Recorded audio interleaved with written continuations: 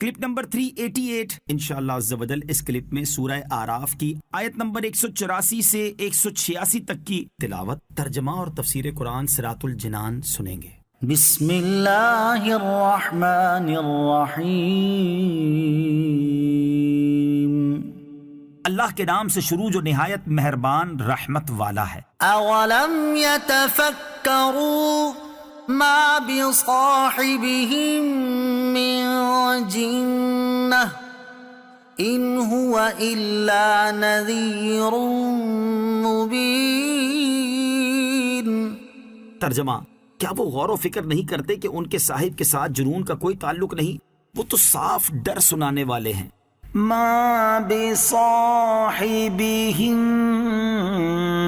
من جنہ، ان کے صاحب کے ساتھ جنون کا کوئی تعلق نہیں۔ کفار مکہ میں سے بعض جاہل قسم کے لوگ سرکار دو عالم صلی اللہ تعالی علیہ وسلم کی طرف جنون کی نسبت کرتے تھے۔ اس کی ایک وجہ یہ تھی کہ سید الانبیاء صلی اللہ تعالی علیہ وسلم کے افعال کفار کے افعال سے جدا تھے، کیونکہ آپ علیہ الصلوۃ والسلام دنیا اور اس کی لذتوں سے منہ پھیر کر آخرت کی طرف متوجہ تھے، اللہ تعالیٰ کی طرف دعوت دینے اور اس کا خوف دلانے میں شب و روز مشغول تھے۔ یوں نبی اکرم علیہ الصلوۃ والسلام کا عمل ان کے طریقے کے مخالف ہوا تو انہوں نے آپ صلی اللہ تعالیٰ علیہ وسلم کو مجنون سمجھا۔ حضرت حسن بصری رضی اللہ تعالیٰ عنہ فرماتے ہیں، نبی کریم صلی اللہ تعالیٰ علیہ وسلم رات کے وقت کوہ صفا پر چڑھ کر قبیلے کو پکارتے ہوئے فرماتے، اے بنی فلاں، اے بنی فلاں، اللہ تعالیٰ کی پکڑ اور اس کے عذاب سے ڈراتے۔ تو کفار میں سے کوئی کہتا کہ تمہارے صاحب مجنون ہیں، رات سے لے کر صبح تک چلاتے رہتے ہیں۔ اس پر یہ آیت کریمہ نازل ہوئی اور اللہ تعالیٰ نے تاجدار رسالت صلی اللہ تعالیٰ علیہ وسلم کے معمولات میں انہیں غور و تفکر کرنے کی دعوت دی تاکہ انہیں معلوم ہو جائے کہ نبی اکرم صلی اللہ تعالیٰ علیہ وسلم کسی جنون کی وجہ سے نہیں بلکہ انہیں عذاب الہی سے ڈرانے کے لیے پکارتے ہیں۔ دوسری وجہ یہ تھی کہ وحی نازل ہوتے وقت رسول اکرم صلی اللہ تعالیٰ علیہ وسلم پر عجیب حالت طاری ہوتی، چہرہ متغیر ہو جاتا، رنگ پیلا پڑ جاتا اور یوں محسوس ہوتا تھا جیسے آپ پر غشی طاری ہو۔ یہ دیکھ کر جاہل لوگ آپ کی طرف جنون کی نسبت کرتے۔ اللہ تعالیٰ نے ان جاہلوں کا رد کرتے ہوئے اس آیت میں فرمایا کہ میرے حبیب صلی اللہ تعالیٰ علیہ وسلم پر کسی قسم کا جنون نہیں، یہ تو انہیں اللہ عز و جل کی طرف بلاتے ہیں اور اپنے فصیح الفاظ کے ساتھ قطعی دلائل پیش کرتے ہیں۔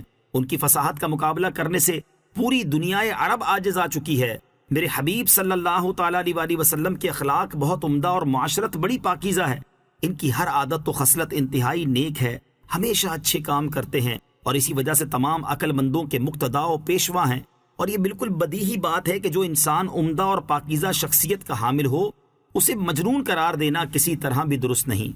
اولم ينظروا في ملكوت السماوات والارض وما خلق الله من شيء وان عسى ان يكون قد اقترب اجلهم فبأي حديث بعده يؤمنون۔